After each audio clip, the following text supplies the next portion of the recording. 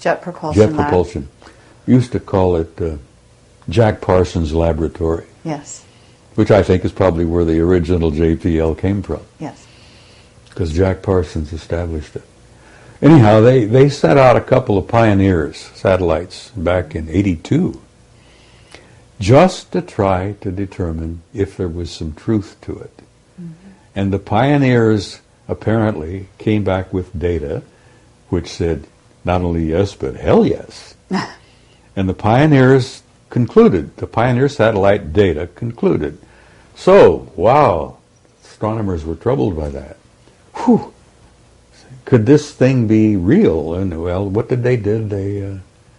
They sent out what they called an infrared astronomical satellite. I think they called it IRAS anyhow, and this was done in '83. They sent the IRAS out, taking infrared pictures all around the ecliptic, above and below. And apparently IRAS got 2 giant positive responses that yes, the 12th planet, the 10th planet, however you want to call it, yes, it's real. And that's when the lid slammed down.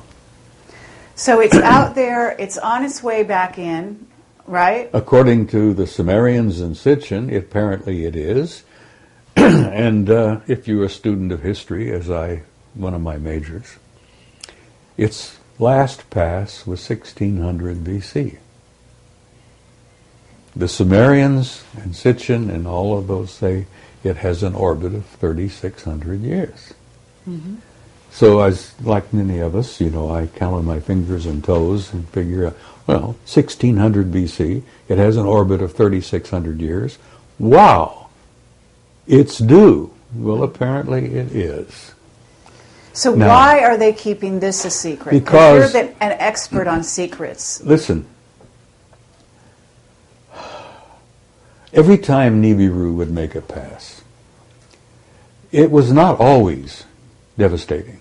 Mm-hmm. It would depend on whether the planet Earth and Nibiru were on the same side of the sun at the same time.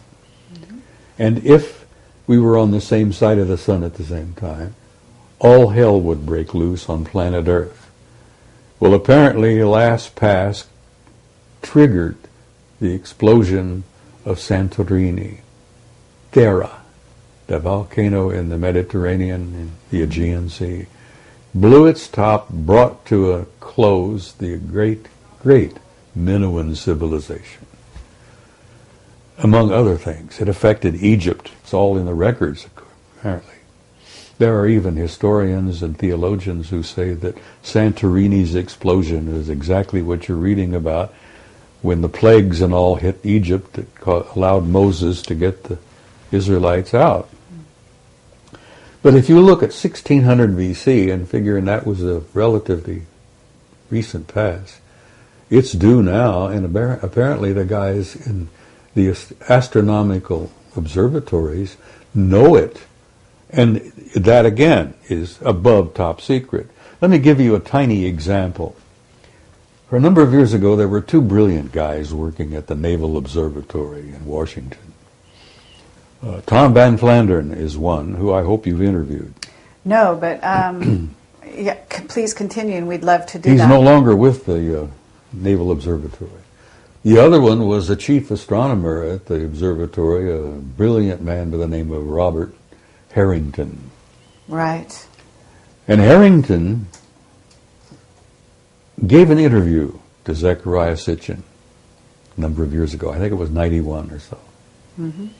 Where he came right out and said, Dr. Sitchin, we are interested in this because it ties in perfectly with the work you've done on the Sumerians and the ancient planet Nibiru. He said, we found it, it's real, we have photographs of it, and he says from what we can put together, it's a rather nice planet.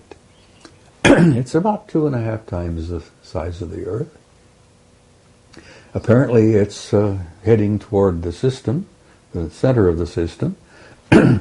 We've concluded about everything about it except that we haven't named it. And Zechariah spoke up and he says, it's already been named. He says, you simply call it Nibiru, as the Sumerians called it. The planet of the crossing.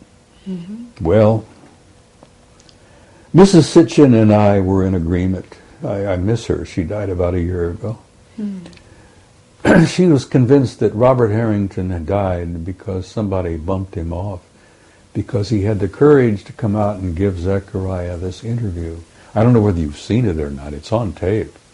No, I haven't seen it, but we interviewed Lucas Scantamburlo about this subject, and he's also talked about Robert Harrington. Yeah, well, Harrington gave the interview to Zechariah, and it's on a video called Are We Alone? Mm. And I think you can pick it up at the conference here next week. Okay. I have a copy, and I sent a copy to Neil Freer, who's a man you should interview. Okay, well, we're in touch with Neil. He's a very interesting guy. Oh, he's brilliant. He's a brilliant guy. He's brilliant. He just recently came out and admitted that he's had an intimate interrelationship with extraterrestrial intelligence since he was a child. Well, he's always talking about the Anunnaki. I do know this. Well, he wrote a book called Breaking the Godspell. Mm-hmm. And he has supported Zechariah's work for years. I have a question, Bob, if I may, about the provenance of this information, in the sense that Zechariah Sitchin's work is very well documented, and a lot of people watching this video will be very familiar with his books and with all the intelligent commentary about that. Are you saying that you have additional information based on your contacts within the Old Boys Network, or are you doing a neat presentation of... Many of my conclusions are my own, and they, in many respects, correlate perfectly with Sitchin's work, which is, Neil has told me, he says, Zechariah really should get the Nobel Prize. But I don't know what they would grant it to him in what field. But he's such an outstanding scholar in what he's done, and the Earth Chronicles is what he calls all of his work. I think there's 7 or 8 of them now. I have 2 questions. One's a minor one to do with celestial mechanics, and it's just something that I've never understood, and I've heard this question from many other people as well. That if Nibiru comes from the outer reaches of the solar system, it's going to be an icy rock, which isn't going to be the kind of place that any beings could live on or would want to live on. And researcher Andy Lloyd, who you probably have heard about, has theorized that what they're seeing in the photographs that you referred to as an orange object is actually a brown dwarf, with the possibility of Nibiru being one of its moons, if you like.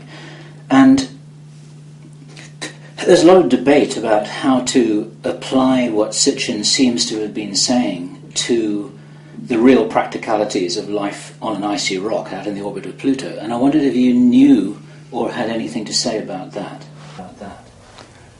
No, it's not an icy rock. And yes, when it makes its long journey out and back, it gets so far away from the sun that the sun is probably no more than a little tiny prick of light, a little tiny pinpoint. And if you would think that it would be naturally icy cold. No, apparently the planet, like many planets in the system here, generate its own heat. It has in its core a generating heat system very much like our own. We have a system within the core of this planet that has been described as a thermonuclear reaction, very similar to the sun. Now, most of the life and all of the bounty and all of the beauty of life on this planet comes from our going around this beautiful sun. But I don't think Nibiru is an icy rock. No, I think, first of all, that it probably generates enough of its own heat, and I think they probably did indeed create for themselves with the advanced technology that they have